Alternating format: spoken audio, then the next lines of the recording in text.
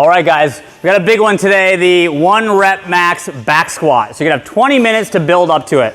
Now, one of the things I always say to class when you do a max out is you can't always hit your 1 rep max, right? So when you get close to it, there's a little bit of like how you want to approach it, okay? What you want to go for. So going in with a game plan is smart. This is not training, this is testing. So you're not going to do too much volume. You want to save yourself for that final big effort.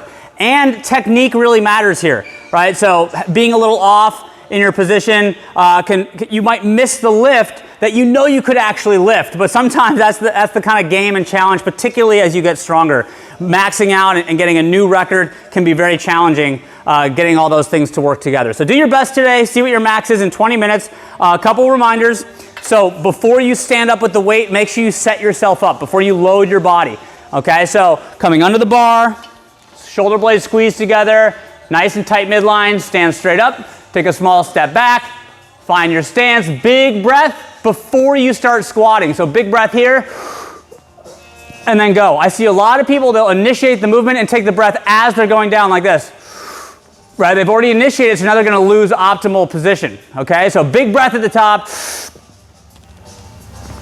and then big drive up, be aggressive, okay? Now, talking about going for a lift that you might not make.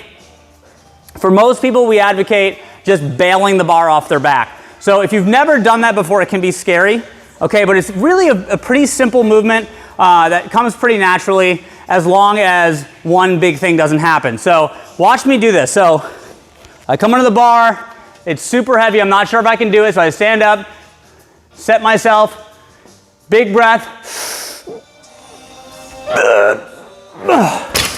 All I do is push my body forward and the bar rolls off my back. Here's the thing that we want to avoid. Okay, you have to trust that position. If you've never done it, if it's kind of scary, feel free to practice bailing like I just did. Okay, all it is pushing your body forward and the bar goes off your back. The thing to avoid is if you're trying to stand up, it's really heavy, and then you do this. Okay, this is a bad position to be in, right? We definitely never want to dump it over our head, and it's harder to push off your back at that point. So fight for a good position if you can make it.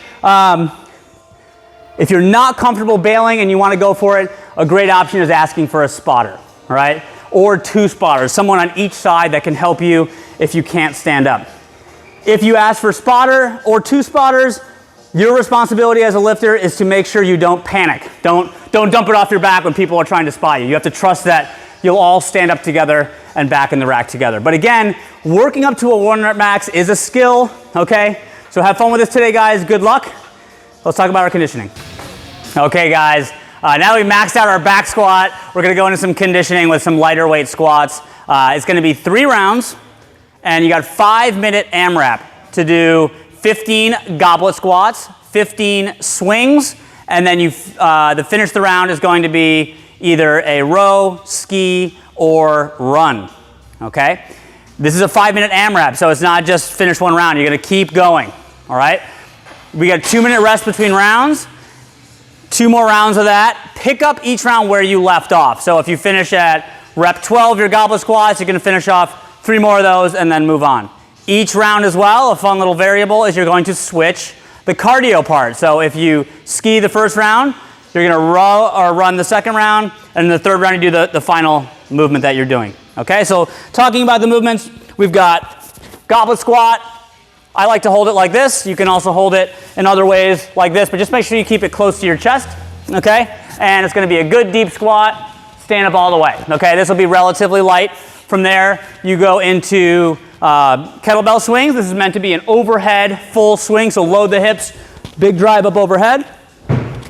Okay? If you have any issues with your shoulders, like your tight shoulders, you can just stop a little bit short. If you're using something heavier and you're just getting used to that heavier weight, or just for a more controlled movement, you can do Russian swings. The main thing with the swing always is loading the hips back.